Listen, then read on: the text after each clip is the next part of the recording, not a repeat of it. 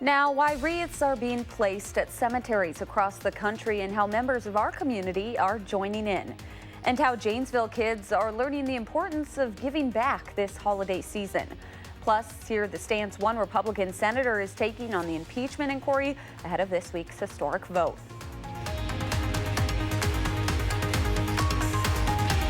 From the Channel3000.com Alert Center, this is News 3 Now at 6. Thanks for joining News 3 Now at 6. I'm Amanda Quintana. Today is Wreaths Across America Day, a day dedicated to placing wreaths at the base of the tombstones of our veterans. Gabriela Becerra is here now with how hundreds gathered to honor fallen service members at a cemetery right here in Madison. Amanda, this national tradition started in Madison back in 2009 when two men had to shovel through 1 foot of snow to place 7 wreaths in honor of our veterans who have passed. Today, 10 years later, hundreds of tombstones now display a wreath for the holiday season.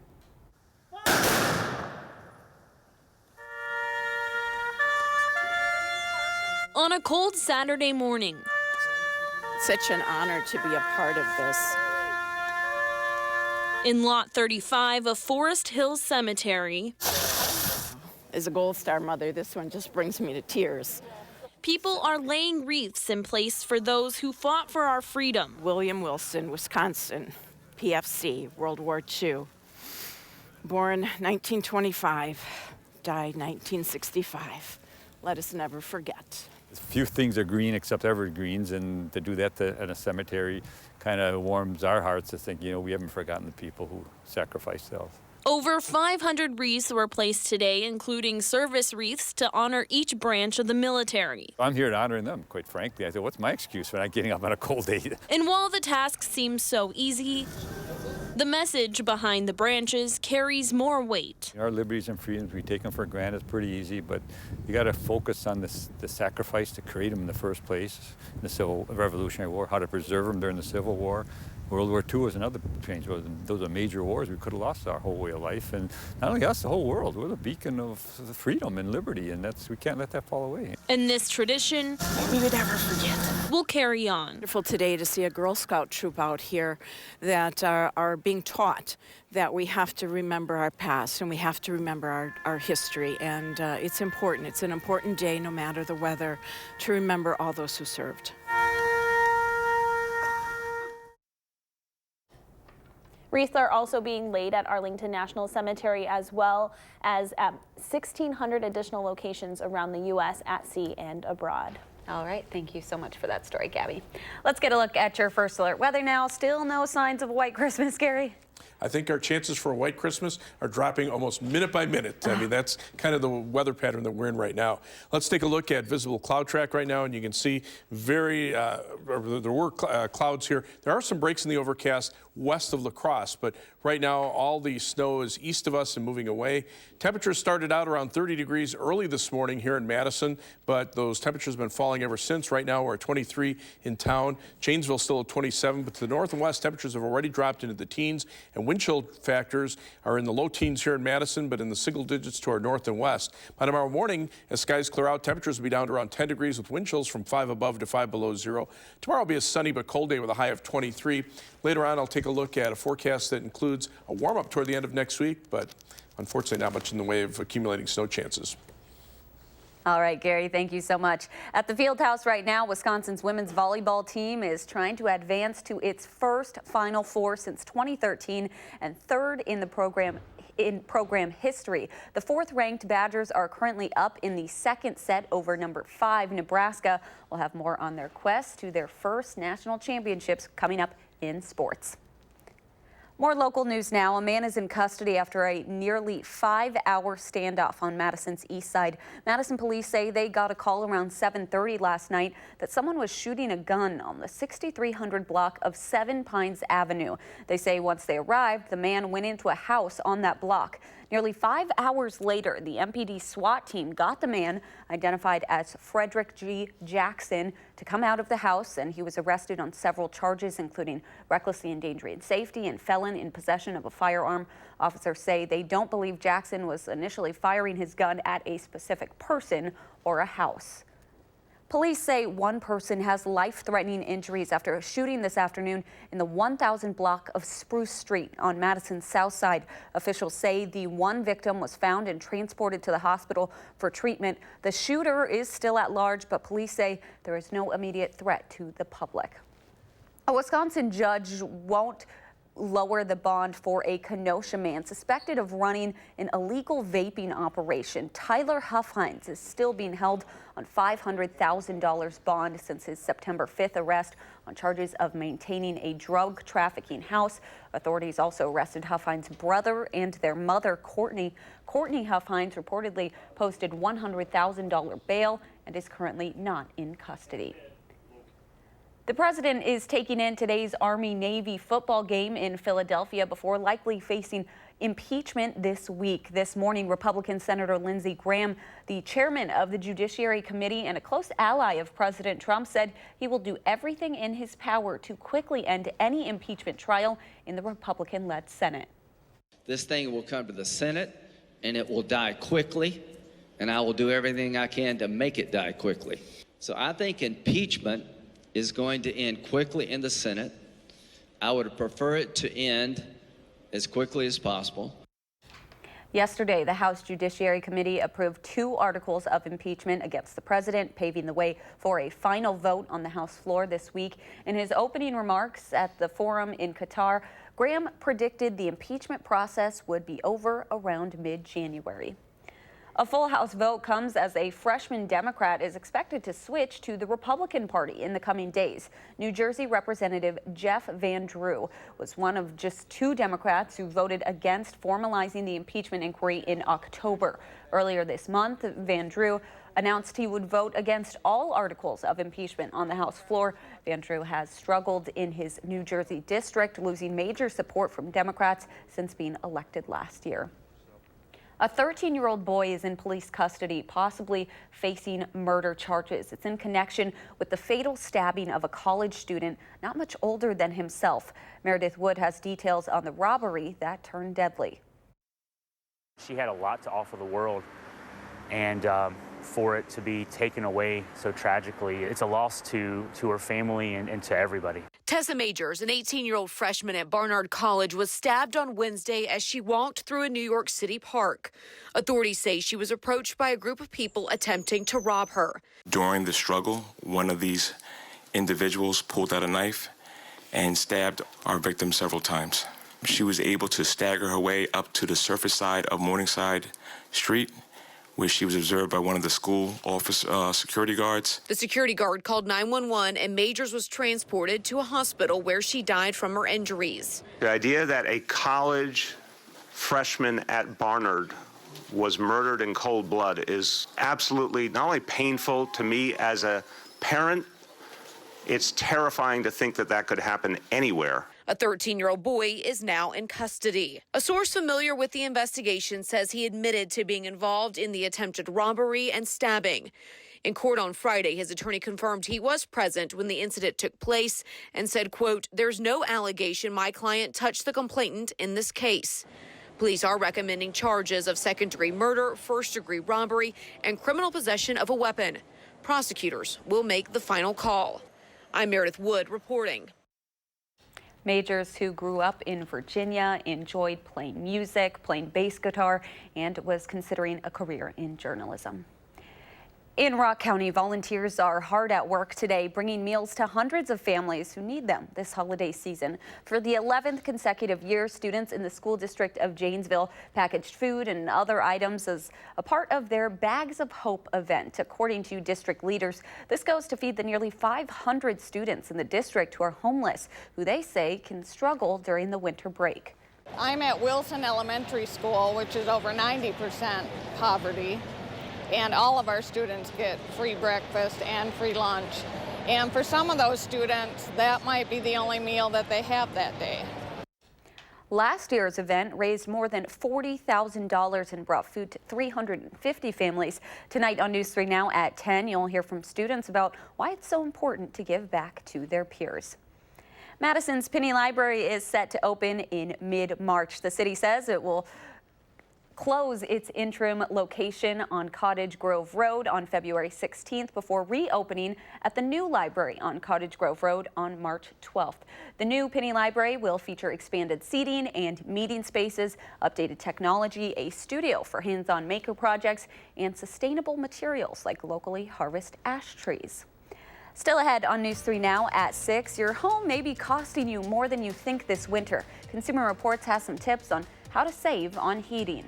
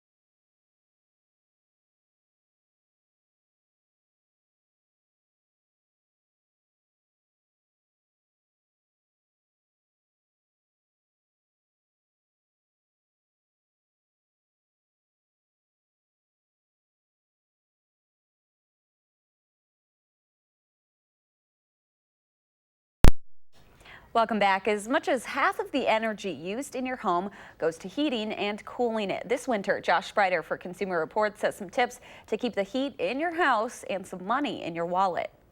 For easy energy savings, turn down your thermostats either manually or using smart or programmable ones.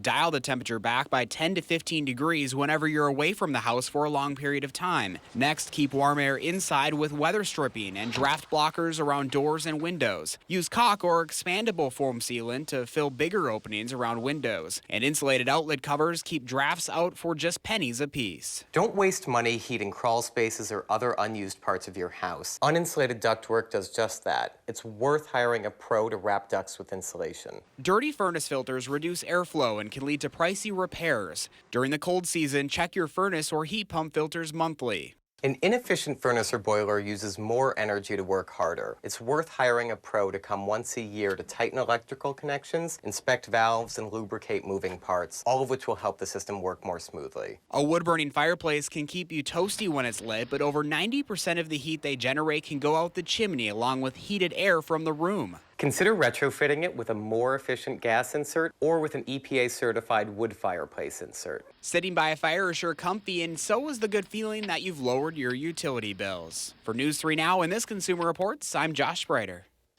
Those drafty spots around the house really can be a money waster. According to the EPA, if you added up all the cracks and gaps in a typical home, the energy loss would be the same as having one window open all the time. Coming up on News 3 Now at 6, Santas made their way around town this morning, but they weren't going for a sleigh ride. Plus, Santa may need wheels on his sleigh this year as he makes his way into southern Wisconsin. Gary will look at our forecast up to the Christmas holiday.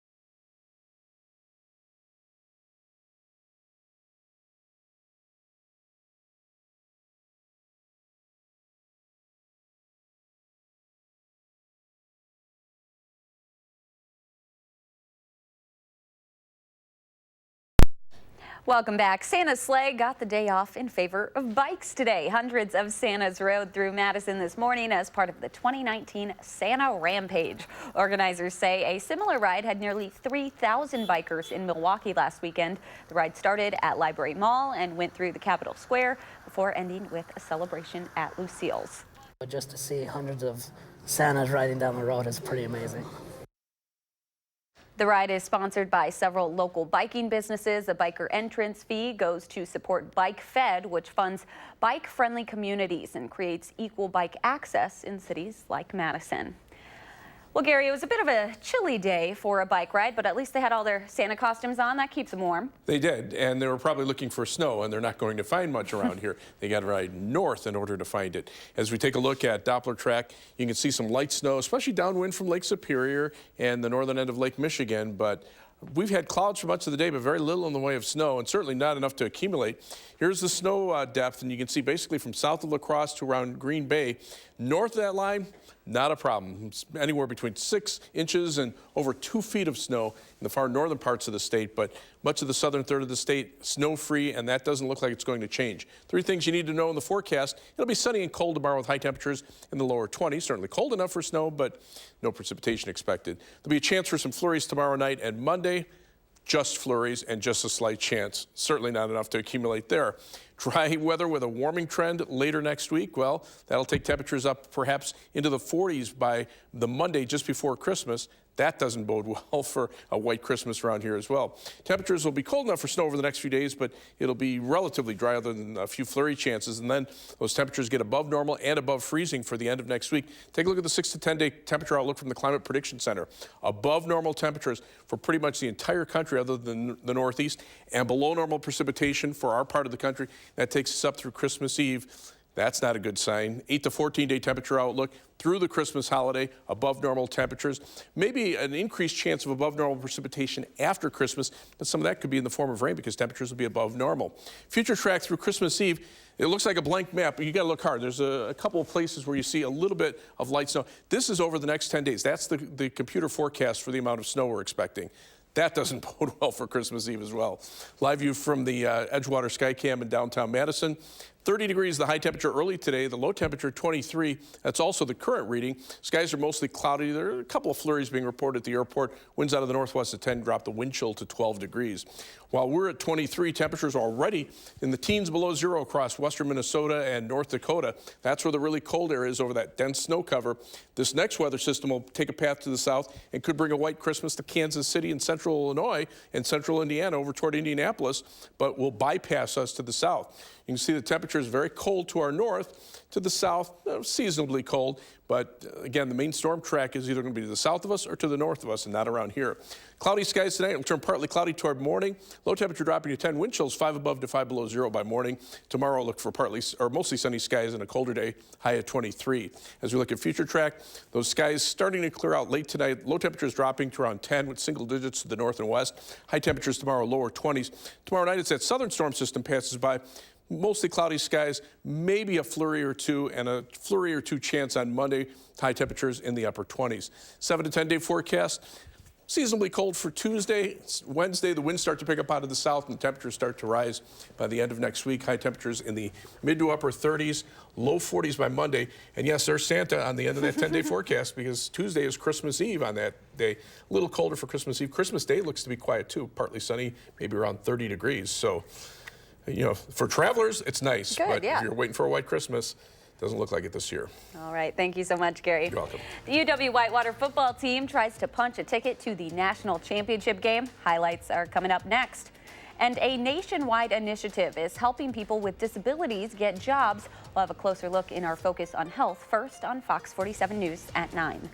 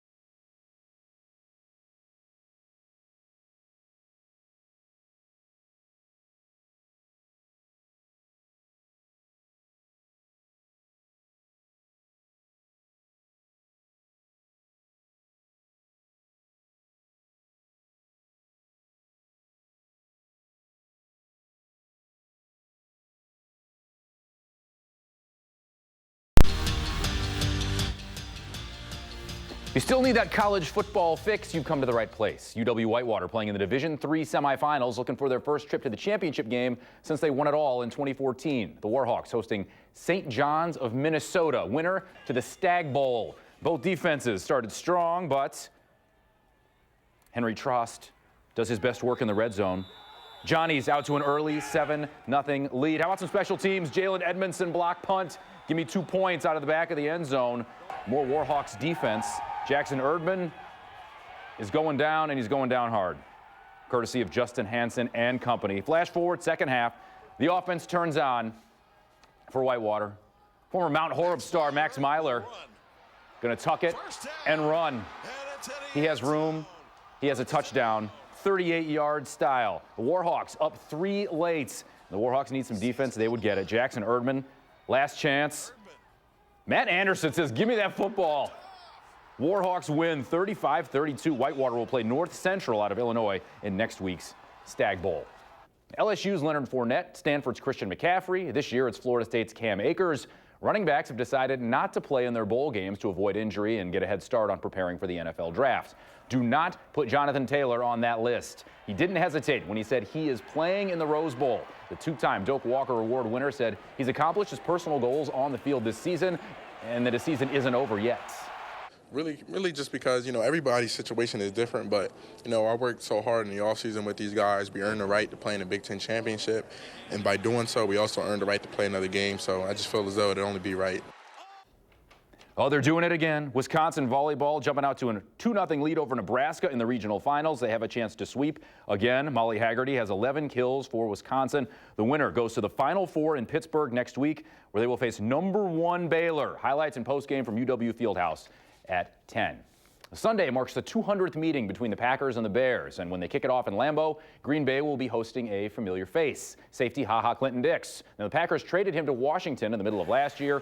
The Redskins let him walk. He signed with the Bears. HaHa laughed last when he swiped 2 picks against one of his former teams. Aaron Rodgers has thrown 2 picks this season, so Clinton Dix might not be so fortunate tomorrow afternoon.